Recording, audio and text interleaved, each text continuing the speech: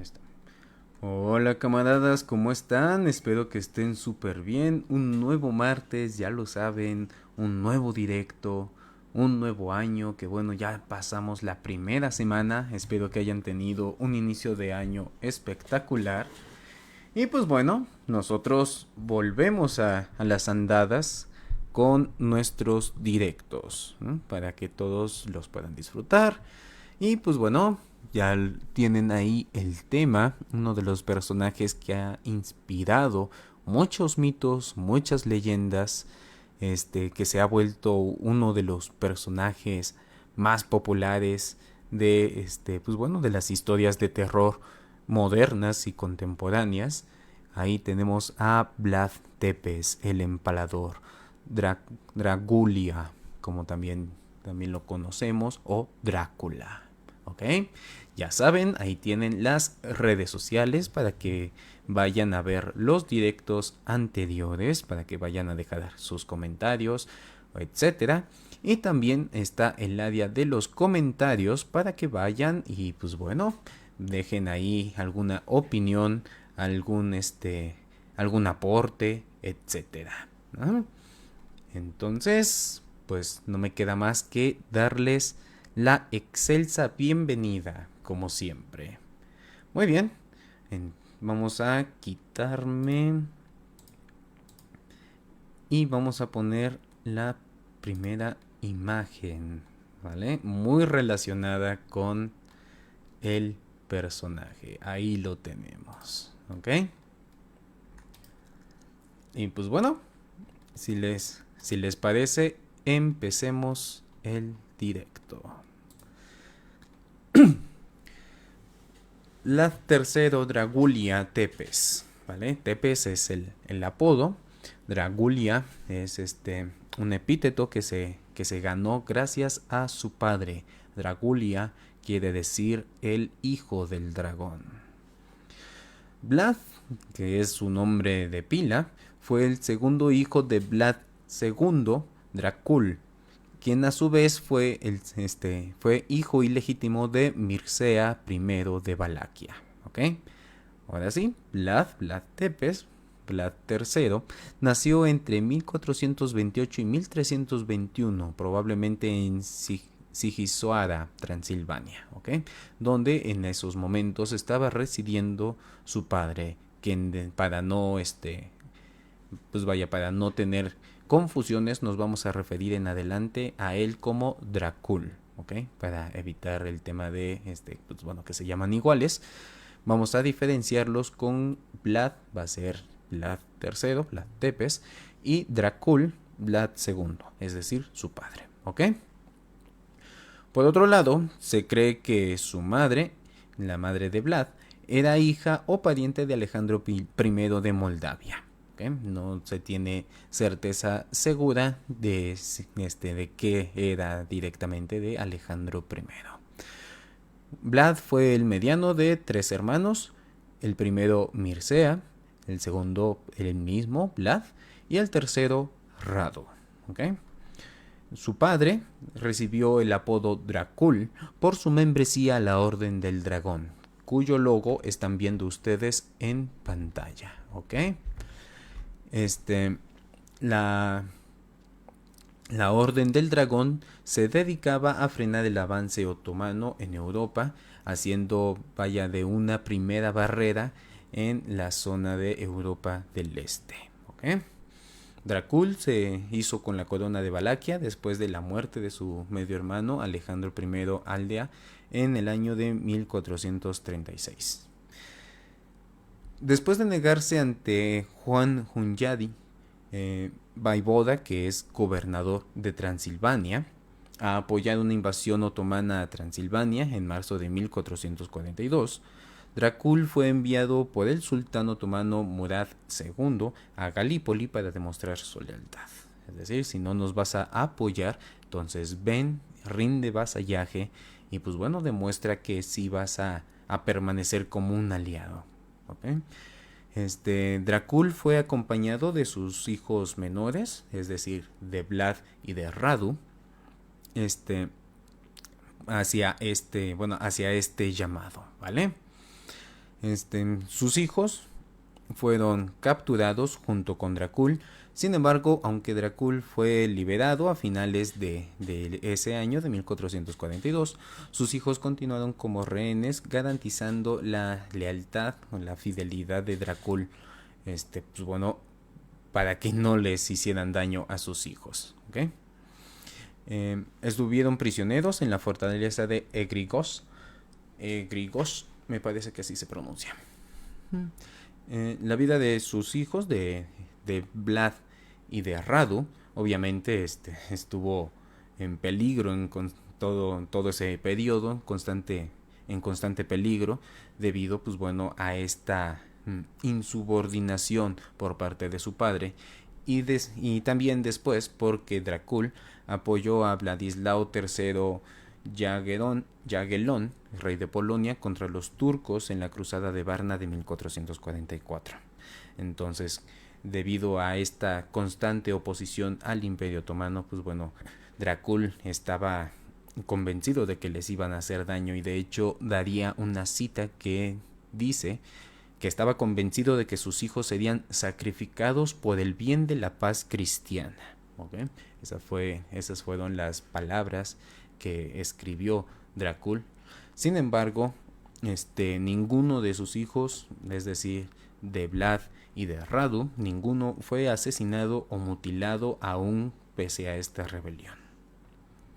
En 1446 o 1447, no se sabe si fue en un periodo intermedio o en un año o en el otro, Dracul reconoció nuevamente la soberanía del sultán otomano y acordó un pago anual de tributo, ¿vale? Según el historiador bizantino Miguel Critóbulo, Vlad y Radu después huyeron de los otomanos, sugiriendo que el propio sultán pudo haberles permitido regresar tras el sometimiento de Dracul, después de haber acordado el pago de tributos. En noviembre de 1447, Juan Hunyadi, nombrado en 1446, un año antes gobernador regente de Hungría, invadió Valaquia. Ese mismo año, Dracul y su hijo mayor, Mircea, fueron asesinados. ¿Okay? Entonces ahí tenemos, pues vaya, una constante inestabilidad política en toda la región, en Valaquia, Transilvania, vaya, toda la zona de la actual Rumania. ¿Okay? Hunyadi instaló a Vladislao II, primo segundo de Dracul, en el trono de Valaquia, el cual pues obviamente había demostrado una lealtad más fuerte hacia con Hunyadi y hacia con los otomanos. Vamos a ponerles una imagen de este personaje de Juan Hunyadi para que lo puedan ver. ¿Okay? Ahí lo tienen. Vladislao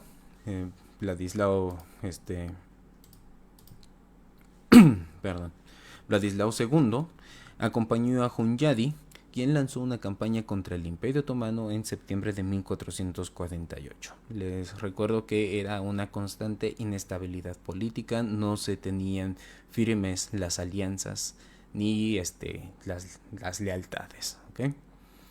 Aprovechando la ausencia de su rival, es decir, de Vladislao II, Vlad invadió el Principado de Valaquia a la cabeza de un ejército turco a principios de octubre, ¿okay?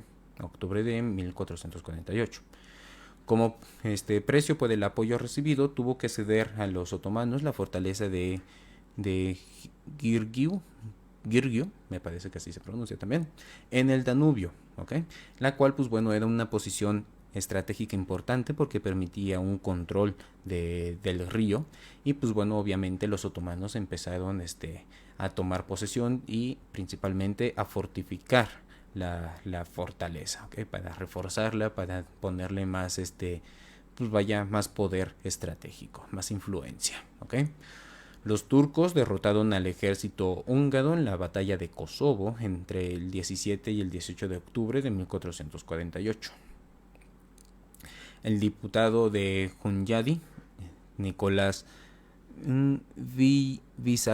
Visaknai pidió entrevistarse con el nuevo príncipe de Transilvania, es decir, con Vlad. ¿Okay? Sin embargo, Vlad se rehusó debido, pues obviamente, al conflicto de alianzas, el conflicto político que tenía tanto con Hunyadi como con Vladislao. ¿Okay?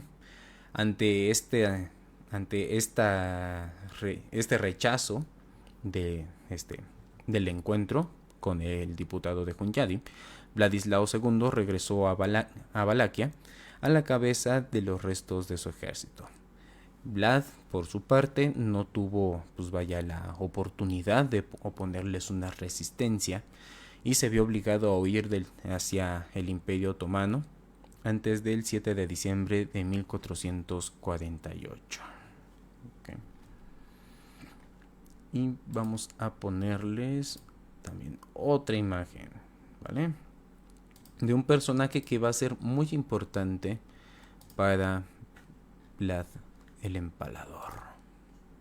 Ahí lo tenemos. El personaje se llama Esteban III de Moldavia y lo vamos a conocer un poquito más adelante, ¿ok?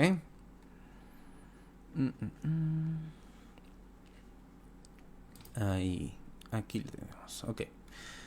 Después de ser derrocado, después de que, pues bueno, Vlad tuvo que huir por la llegada de Vladislao II, Vlad se estableció en Edirne, y luego se trasladó a Moldavia, ¿okay? Donde Bogdan II, quien era cuñado de su padre, había ascendido al trono con el apoyo húngaro en otoño de 1449. Sin embargo, vaya, tenía mucho conflicto político también, y después de ser asesinado por parte de Pedro Aharón en octubre de 1451, Vlad tuvo que huir a Transilvania nuevamente con el hijo de Bogdan, Esteban, el cual es Esteban de la imagen, Esteban III de Moldavia. ¿Okay? Entonces ambos huyeron a Transilvania buscando la ayuda de Hunyadi. Sin embargo, por parte de Hunyadi, él ya había firmado una tregua de 3 años con los otomanos en noviembre de 1451. ¿Okay?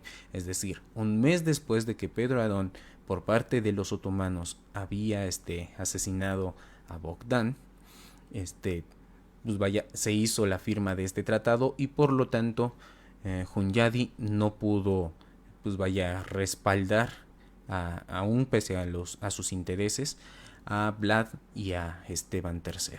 ¿Okay? En la firma de esta tregua se reconocían los derechos de los nobles valacos para elegir al sucesor de Vladislao II si es que éste fallecía. ¿Okay? Vlad intentó establecerse en Brasov después de no haber podido recibir ayuda, tuvo que retirarse y establecerse en otra ciudad. Sin embargo, esta ciudad era bastante importante debido a que era el centro, centro de encuentro después del exilio de los nobles exiliados por Vladislao II, ¿vale? Sin embargo, ante intento de movimiento político para ir recuperando fuerzas y ir reclutando gente, Hunyadi prohibió a los burgueses, es decir, a las personas adineradas de la ciudad de Brasov, darles refugio en febrero de 1452. Ante la falta del acceso, del apoyo en Brasov, regresó a Moldavia, donde el pretendiente Alejandro II de Moldavia había sido destronado por Pedro Aharón. ¿Okay? Los eventos de su vida en los años siguientes no se sabe qué pasó, son desconocidos. Sin embargo, posiblemente regresó a Hungría antes del 3 de julio de 1456, debido a que, Hunyadi anunció su responsabilidad en la defensa de la frontera de Transilvania. Entonces, al final, Hunyadi lo terminó llamando para la defensa de la frontera. ¿Ok? Vamos a ponerles ahí está como generalmente ya es conocido, ¿no? Ahí tenemos esa imagen de Vlad Tepes, un Vlad Tepes ya un tanto más mayor, ya establecido bien en el poder, ¿no?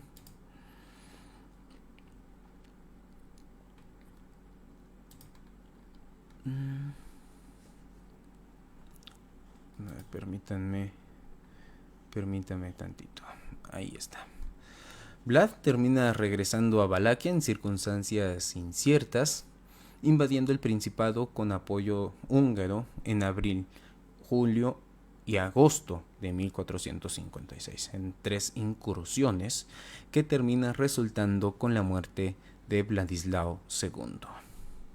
Ya una vez establecido como príncipe, envía una primera carta el 10 de septiembre del mismo año, en la cual promete a los burgueses de Brasov su defensa, protegerlos ante una invasión otomana a Transilvania. Sin embargo, también en la carta establece una negociación en la cual busca también la misma ayuda en caso de que la ocupación fuera en vez de Transilvania hacia Valaquia.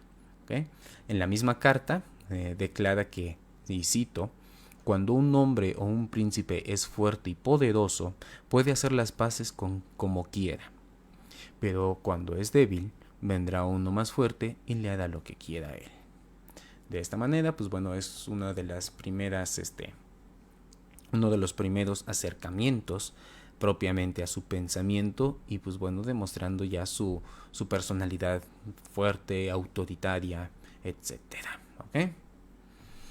Bajo su reinado, muchas personas, cientos o miles se estima, fueron ejecutados y pues bueno, hizo una purga especialmente contra los nobles que habían estado vinculados con el asesinato de su padre, Dracul, y de su hermano.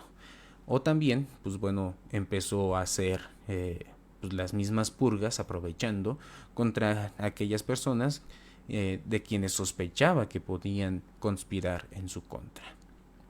El cronista Laónico Calcocóndilas declaró que Vlad, cito, rápidamente efectuó un gran cambio y revolucionó por completo los asuntos de Valaquia. ¿Okay? Entonces, obviamente, al modificar las personas de poder, los cargos de poder, los nobles que estaban en su principado, les cambió la política interna, ¿no? Cambió, bueno, después de asesinar, de ejecutar a aquellos sospechosos de conspiración, otorgó dinero, las propiedades y otros bienes a sus partidarios, obviamente, pues reforzando las alianzas y la lealtad de aquellas personas que estaban bajo su mandato, ¿no? De sus vasallos. Las listas de los miembros del Consejo Principesco durante su reinado muestran que solamente dos, Boyko Dobrita e Iova, pudieron retener sus posesiones y sus posiciones entre 1457 y 1461, en este periodo de constantes purgas. ¿Okay? Después de la muerte de Juan Hunyadi, en agosto de 1456, Juan Hunyadi, el que vimos en la imagen anterior, su hijo, Ladislao Hunyadi, asumió como capitán general de Hungría. Ladislao, acusó a Vlad de deslealtad al rey de Hungría en una carta a los burgueses de Brasov, incitándolos a respaldar a Dan, hermano de Vladislao II, contra Vlad. ¿Okay? Los burgueses de Sibiu apoyaron a otro pretendiente, identificado como Vlad Kalugadul, el hermano ilegítimo de Vlad, quien tomó posesión de Amlas en Transilvania. ¿Okay? Entonces, como les digo, era constante conflicto político, constante inestabilidad. Puede parecer pues quizás violento lo que hizo Vlad Tepes con el tema de su purga, ¿no? Sin embargo, pues bueno, no lo podemos entender si no es bajo este contexto que desde dos generaciones atrás, una generación atrás, pues están en constante cambios de poder, cambios de gobernadores, de principados, etcétera, ¿no? Eso, pues bueno, si bien no justifica pues bueno, las acciones políticas de ningún gobernante, en este caso, bueno, hablando de Vlad, de Vlad III, pues bueno, sí nos permite entender el por qué lo hizo, ¿no? Y vamos a cambiarles de imagen para tener mucha variedad de imágenes. Uh-huh.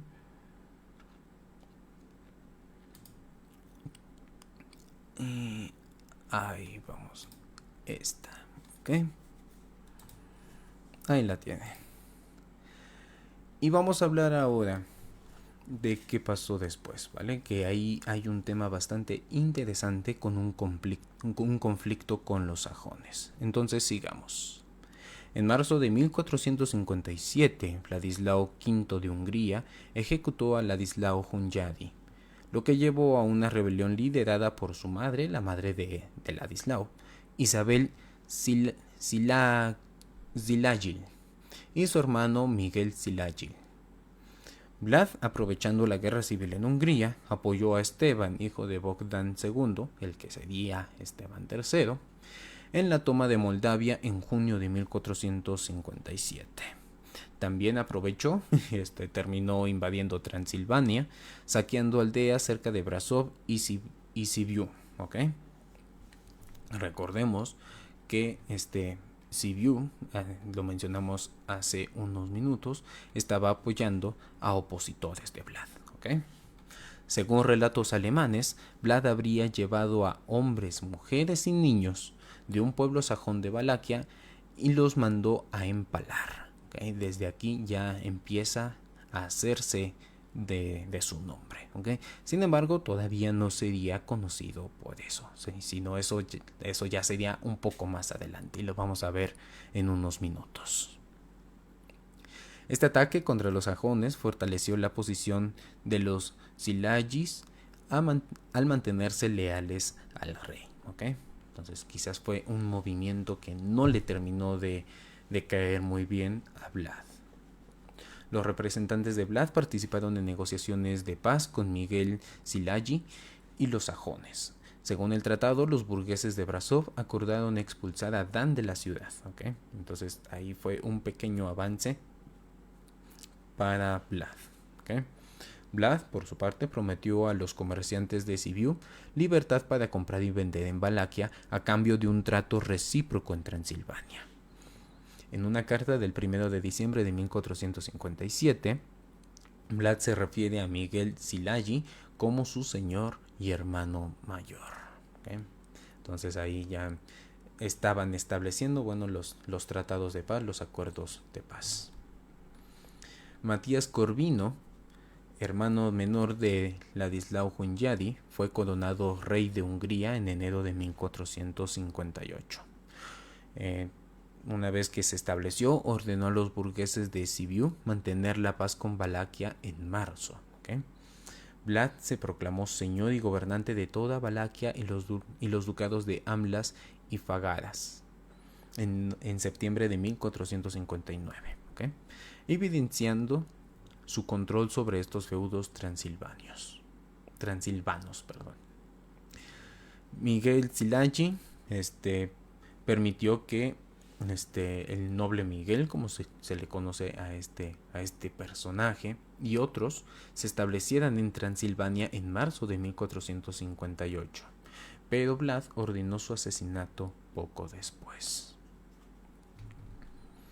En mayo, Vlad solicitó a los burgueses de Brasov enviar artesanos a Valaquia, pero su relación con los sajones se fue deteriorando a finales de ese año, ¿okay? Es decir, del año de 1458. Una teoría sugiere que el conflicto surgió porque se prohibió a los sajones entrar en el Principado, obligándolos a vender sus productos a los comerciantes valacos en ferias fronterizas obligatorias. O sea, simplemente pues no les permitió entrar, no les dio libertad de tránsito, contrario a lo que se había establecido en las negociaciones que mencionamos unos minutos atrás, en los cuales iban a tener libertad de comercio, ¿no? Entonces, eso pues atenta a esta negociación y obviamente, pues bueno, provocó un rompimiento, una fractura de su relación con los sajones. Aunque las tendencias proteccionistas del príncipe o las ferias fronterizas no están documentadas, Vlad afirmó en 1476 que siempre promovió el libre comercio durante su reinado. ¿Okay? Como pasa en nuestros días, pues bueno, uno dice una cosa, uno dice la otra. En este caso, Vlad estaba justificando y pues bueno, comentando que él siempre dio completa libertad, cosa que los sajones obviamente no consideraban. En enero de 1459, los sajones confiscaron acero comprado por un comerciante valaco en Brasov, sin pagarle, o sea, no le pagaron a este comerciante valaco. En respuesta, Vlad saqueó y torturó a algunos comerciantes sajones, según una carta de Basarab Layota, hijo de Dan II de Valaquia. Basarab establecido en Sigisoara, reclamó el trono de Valaquia. Matías Corvino respaldó a Dan contra Vlad. ¿Okay? Entonces ahí utilizando pues vaya, este conflicto, este contexto de conflicto con los sajones y nuevamente remitiéndonos a la inestabilidad política en la región. Pues bueno, cada uno fue moviendo sus piezas y pues bueno, estableciendo nuevos gobiernos, nuevas alianzas, etcétera. Dan acusó a Vlad de empalar y quemar a comerciantes sajones y sus hijos en Valaquia. Dan irrumpió en Valaquia, pero Vlad lo terminó derrotando, ordenando su ejecución antes del 22 de abril de 1460. Luego de esto, Vlad invadió el sur de Transilvania, destruyó los suburbios de Brasov, empalando a todos los prisioneros y exigió la expulsión o castigo de los refugiados valacos en Brasov. Fue ya a partir de este momento que se fue ganando el apodo de Tepes, el empalador. ¿Okay? La paz se restableció poco antes del 26 de julio de 1460, cuando Vlad se dirigió a los burgueses de Brasov como sus hermanos y amigos. Posteriormente a esto, invadió la región alrededor de Amblas y Fagaraz el 24 de agosto de 1460 para castigar a los habitantes locales que apoyaron a Dan. Nuevamente, pues bueno, estableciendo purgas para poder reafirmar su poder, ¿no? Su control. Y ahora vamos a poner aquí por la imagen que es conocido, Vlad Tepes. ¿Okay? Ahí lo tienen, un campo lleno de empalamientos, un bosque de empalados, el cual pues bueno, vamos a escuchar, vamos a conocer este pequeño gran pasaje a continuación. Constantino de Ostrovica, un ex genízaro, registró que Vlad se negó a rendirle homenaje al sultán en un año no especificado. ¿Okay? Recordemos que bueno, si bien cada cual tenía su poderío, sus gobiernos feudales, pues la zona tenía una cierta influencia por parte del Imperio Otomano. ¿Okay? El historiador Giovanni Maria Angiolello también mencionó que Vlad no había pagado tributo durante 3 años a el Imperio Otomano. ¿Okay?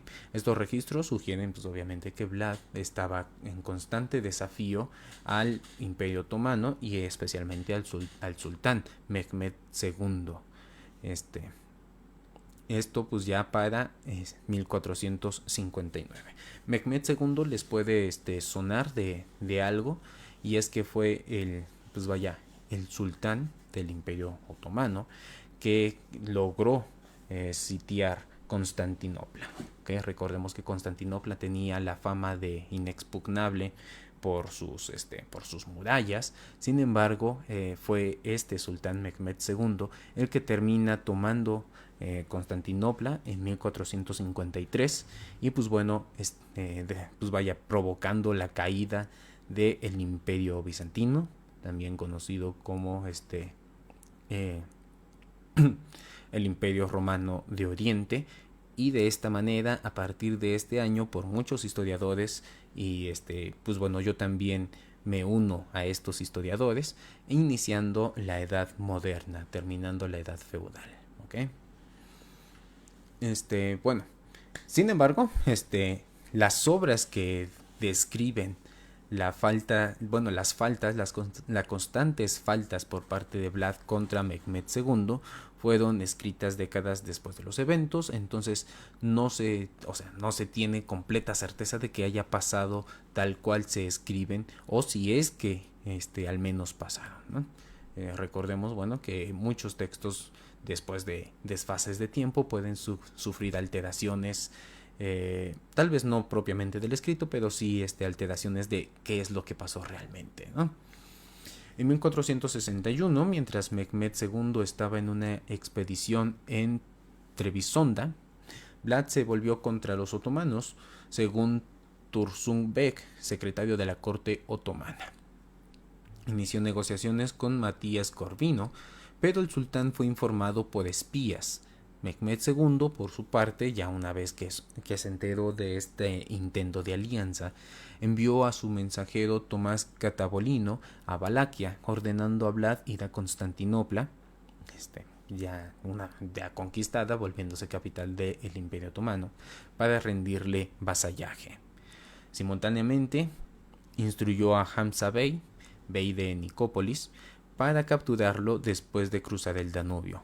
Sin embargo, Vlad termina también descubriendo el plan de Mehmed y captura a Hamza y captura también a Catabolino y a los dos los ejecuta.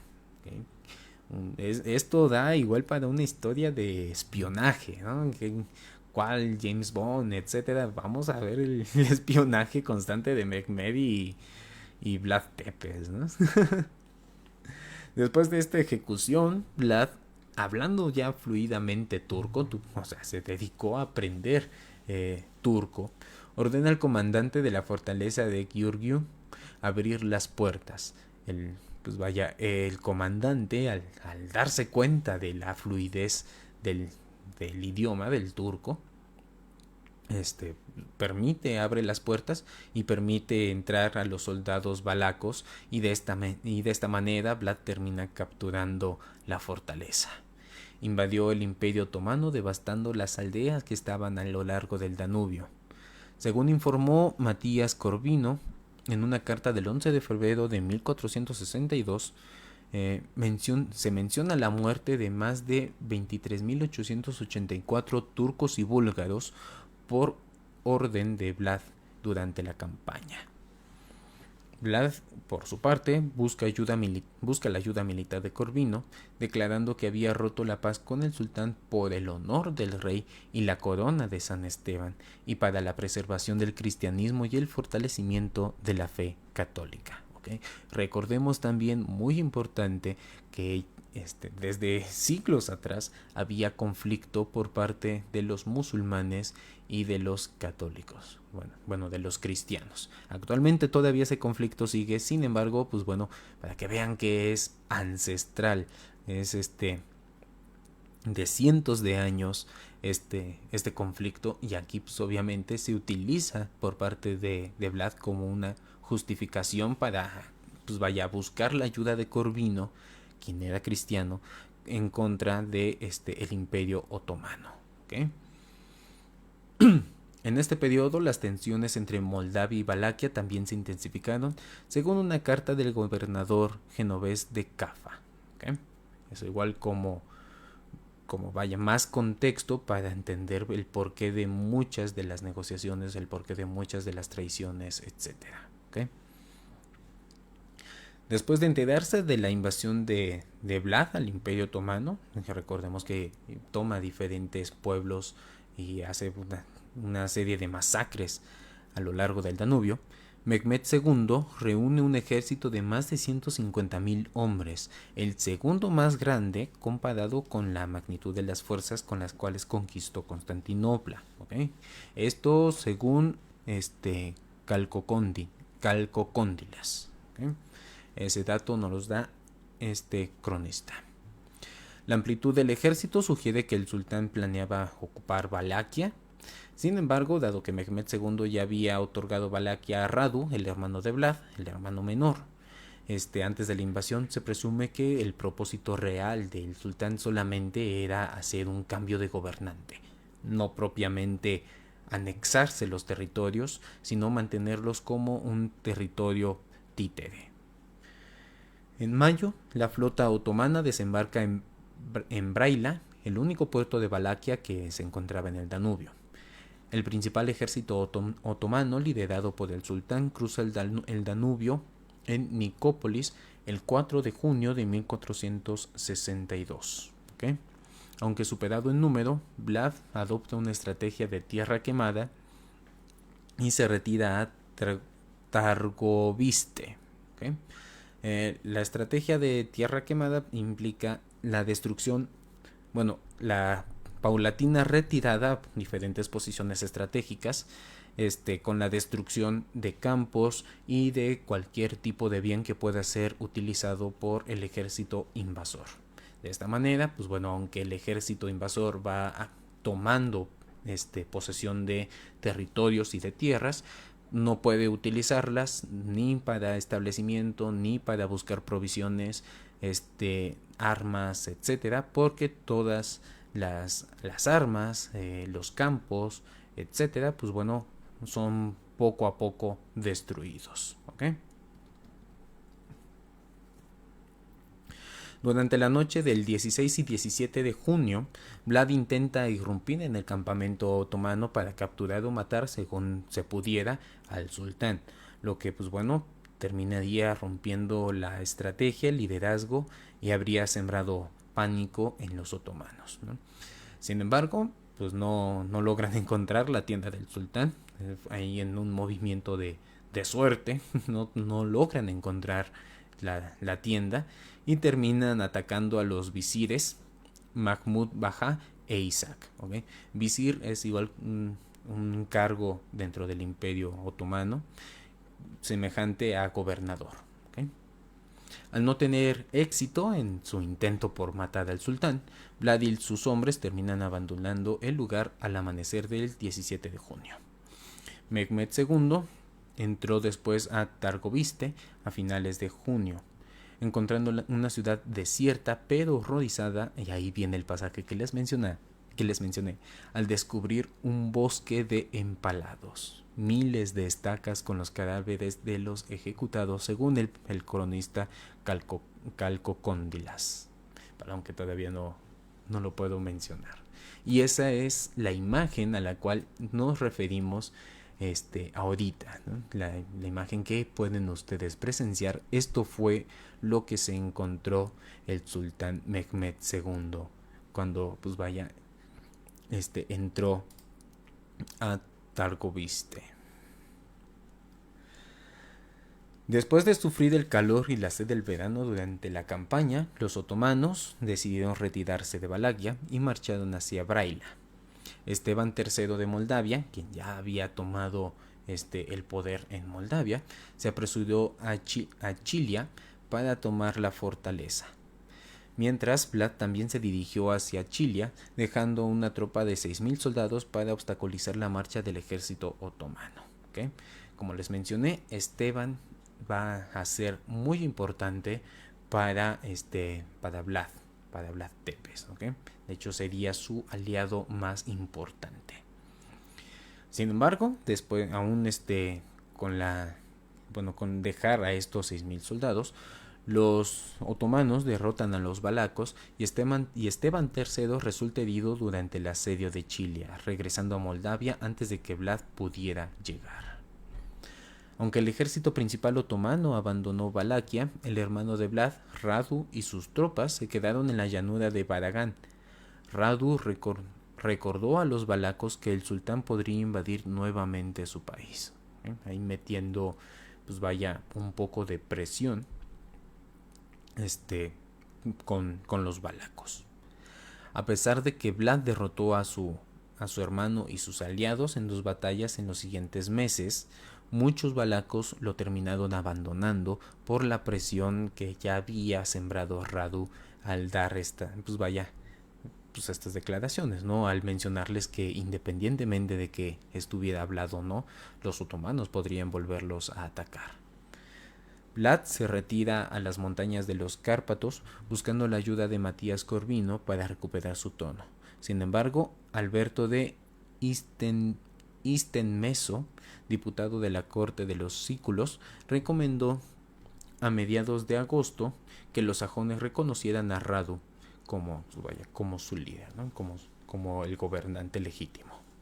Este último también hizo una oferta a los burgueses de Brasov para confirmar los privilegios comerciales y pagarles una compensación de 15.000 ducados. Ahora vamos a cambiar nuevamente la imagen.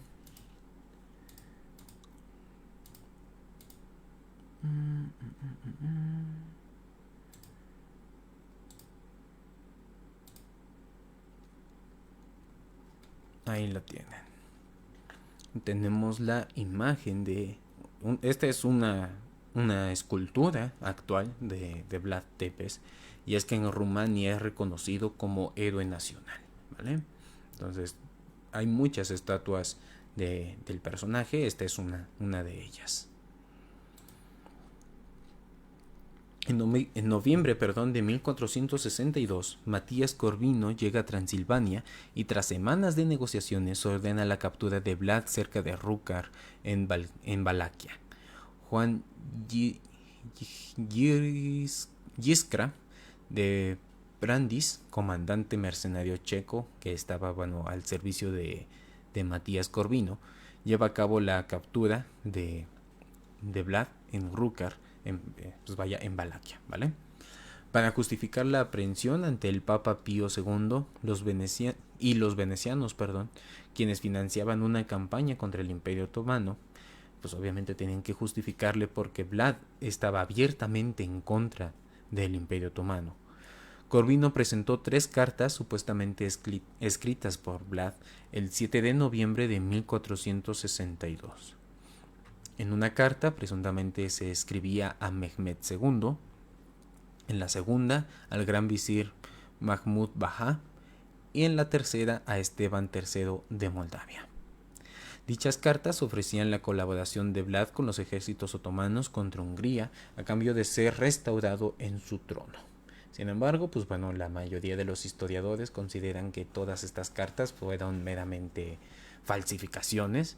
Esto, con la intención de justificar su arresto, ya que, según se menciona, en las cartas el estilo de la carta, de la redacción de las cartas, es demasiado sumiso y no concuerda con la personalidad de Vlad. Vlad fue encarcelado primero en Belgrado y luego trasladado a Visegrad, donde permaneció recluido durante 14 años hasta aproximadamente 1475. En ese año, Esteban III solicita a Corvino que liberara a Vlad para liderar una campaña contra Basarab Layota, que se había sometido a los otomanos. ¿Okay? Esteban III quería asegurar el principado para un gobernante que había sido enemigo del Imperio Otomano y Vlad, al ser un aliado que él ya conocía, que habían participado en batalla juntos, le tenía la suficiente confianza como para poder otorgarle este principado. Y aparte, insisto, como eran aliados muy cercanos, se aseguraba de la lealtad tanto de un lado como del otro. Vlad termina liberado en este año 1475 y según algunas historias, lo hace después de convertirse al catolicismo. Matías Corvino reconoce a Vlad como príncipe legítimo de Valaquia, pero no le termina brindando asistencia militar para recuperar su principado. Esto, pues bueno, por las negociaciones que había tenido Esteban III con Corvino para la liberación de Vlad, ¿no? Por eso termina reconociéndolo. Vlad se establece en Pest y tras un incidente donde ejecutó a un comandante por entrar a su casa sin permiso por estar persiguiendo a un criminal, se termina mudando a Transilvania en junio de 1475. Intentó establecerse en Sibiu, pero Mehmed II reconoció a Basarab Layota como príncipe de Valaquia. Corvino ordena por su parte a los burgueses de Sibiu que le dieran 200 florines de oro de los ingresos reales el 21 de septiembre, pero dejó Transilvania para dirigirse a Buda en octubre del mismo año. Vlad compra una casa en Pécs, la cual es conocida como la Drácula Hasa, que se puede traducir como la casa del hijo del dragón. En enero de 1476, Juan Pongrac de Dengelej, gobernador de Transilvania en ese momento, incitó a la gente de Brasov a enviar a Vlad a sus partidarios, ya que Corvino y Basarab Layota habían firmado un tratado. Vlad fue enviado junto con Vuk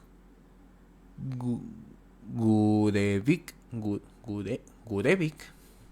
a luchar contra los otomanos en Bosnia a principios de 1476, capturando Srebrenica y otras fortalezas en febrero y marzo del mismo año. En julio de 1476, Mehmed II invade Moldavia y vence a Esteban III en la batalla de Valea Alba. Esteban Báthory y Vlad, junto con fuerzas húngaras, levantan el asedio otomano de Targu Naimt en agosto. Perdón por constantemente trabarme, ya saben que, bueno, el tema de las palabras en otros países, en otros idiomas, pues bueno, puede complicar un poco, ¿no? Matías Corvino incitó a los sajones de Transilvania a respaldar la invasión planeada por Báthory a Valaquia el 6 de septiembre de 1476. Vlad, por su parte, permanece en Brasov y confirmó los privilegios comerciales de los burgueses locales en Valaquia el 7 de octubre de 1476, tratando obviamente de volver a recuperar una determinada influencia. Las fuerzas de Báthory capturaron Targoviste el 8 de noviembre del mismo año. Vlad y Esteban ratifican su alianza y ocupan Bucarest, obligando a Basarab Layota a refugiarse en el Imperio Otomano el 16 de noviembre del mismo año. Vlad informó sus victorias a los comerciantes de Brasov y solicitó su presencia en Valaquia. Una vez que llegaron los comerciantes, que llegaron los burgueses, los nobles y acaudalados, termina coronado poco antes del 26 de noviembre de 1476, coronado nuevamente por haber recuperado su principado. A finales de diciembre de 1476 y o principios de enero de 1477, otro periodo del cual no tenemos la certeza exacta del periodo, Basarab Layota regresa a Valaquia con el respaldo otomano. Ahí Vlad sale a enfrentarlos. Sin embargo, terminan muriendo en combate. Según una carta fechada el 10 de enero de 1477, Esteban III de Moldavia informó que la guardia moldava de Vlad también fue masacrada, y según Leonardo Botta, embajador milanés de Buda, los otomanos desmembraron su cadáver, ¿vale? Y Bonfini relató que su cabeza fue enviada a Mehmed II. El lugar de su entierro actualmente sigue siendo desconocido. Sin embargo, pues bueno, la tradición popular relataba que Vlad fue enterrado en el monasterio Snagov. Sin embargo, bueno, estos registros son de finales del siglo XIX, ¿vale? Perdón, esto me salté decírselo. Entonces, obviamente no tenían ningún tipo de certeza y de hecho excavaciones realizadas por Dinu V. Rossetti en 1933 no encontraron ninguna tumba humana debajo de la lápida sin marcar de la iglesia del monasterio. De hecho, el propio Rossetti informa que debajo de la supuesta lápida solamente se encontraron huesos y fauces de caballo. El historiador Konstantin Razachevich sugirió que probablemente fue enterrado en la primera iglesia del monasterio de Comana, establecida por Vlad y ubicada cerca del campo de batalla donde finalmente fue asesinado. Como les mencioné, camaradas, un personaje que destaca en Rumania por ser, vaya, un defensor nacional del país ante las invasiones otomanas. Personaje que constantemente estuvo en conflictos políticos por toda la inestabilidad. Sin embargo, en los periodos que mantuvo como gobernante demostró ser un gobernante bastante duro, bastante implacable, pues bueno, pero también bastante efectivo, ¿ok? Esta fama de ser alguien terrorífico propiamente por el tema del empalamiento, pues bueno, le hizo ganarse el título de Tepes, el empalador, y también, pues bueno, poco a poco servir de inspiración para historias, pues vaya, poco más fantasiosas, ¿no?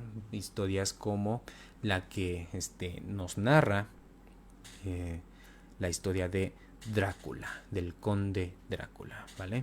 Volviéndose, pues bueno, un personaje mítico que nos brinda Bram Stoker, siendo el vampiro, yo creo, más famoso de la literatura y de la historia moderna y contemporánea, ¿vale? Y pues bueno, no me queda más que agradecerles nuevamente su presencia, estar aquí al pie del cañón, escuchando los directos, estando una semanita más. ¿Qué les pareció la historia de Vlad el Empalador? Déjenme ahí su comentario. Nos dice Ani Ordóñez, muy interesante. Claro que sí, bastante interesante la historia de Vlad, del Vlad histórico. Obviamente, pues bueno, poco a poco surgen las otras historias, ¿no? Con la mitología moderna, la leyenda, el drama moderno. Pero pues bueno, eso no quita que el Vlad histórico sea igualmente interesante, ¿no? Y vamos a ponerle un me encorazona. Y nos dice Fer Jiménez, ¿es real la conexión con Drácula? Sí, de hecho, pues ya lo acabo casi de mencionar. Es completamente real. Bram Stoker se inspira en este personaje porque, bueno, era bastante conocida la historia de Vlad el Empalador, ¿no? Entonces, poco a poco la historia le fue dando, pues vaya, una versión de leyenda al personaje, el tema de causar el completo terror con pues vaya, con las acciones que hizo. Recordemos que era muy dado a las purgas, a la tortura, ¿no? A la ejecución de sus opositores, y pues bueno, eso poco a poco le hizo ganarse un aura de leyenda que bueno, trascendió hasta llegar a este escritor, el cual pues bueno, utilizó al personaje como como su referente para crear a Drácula, ¿ok? Al conde Drácula. Recordemos también que, bueno, en el propio nombre, pues ya hay una aura de leyenda, ¿no? Dragulia, que quiere decir el hijo del dragón, ¿no? Esto por referencia a la orden del dragón que ya mencionamos al principio del directo, la cual su padre, Dracul, el dragón, como también era su apodo, su título, era miembro, ¿no?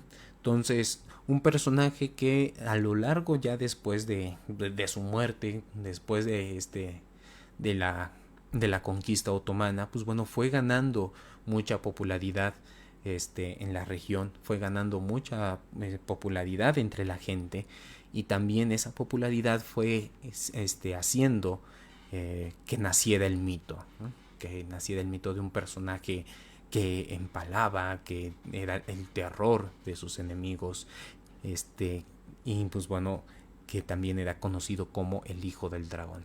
Actualmente, la palabra Draculia en rumano ya no significa hijo del dragón, sino que fue poco a poco transformándose hasta significar demonio.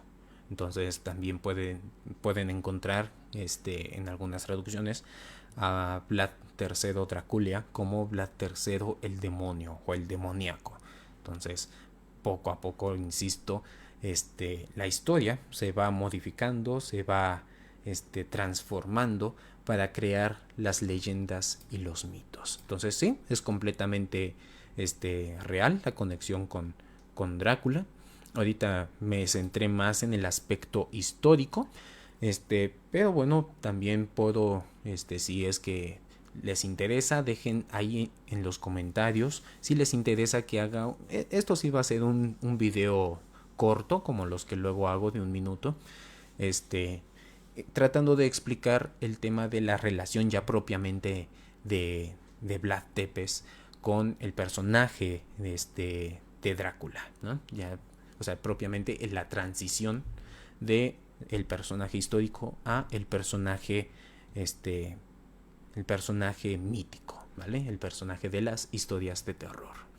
Y nos comenta Tonatiuh: hay varias películas de Drácula, entre ellas unas todavía en blanco y negro. Sí, son, vaya, innumerables las adaptaciones de Drácula, no solamente en el ámbito cinematográfico, sino también en libros, en novelas, en pintura, escultura, etcétera, ¿no?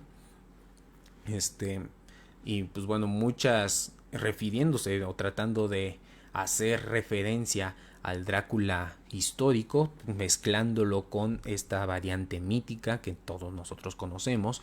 Lo que se me ocurre ahorita es la película, no me acuerdo exactamente, más vamos a buscarla rápidamente aquí en internet.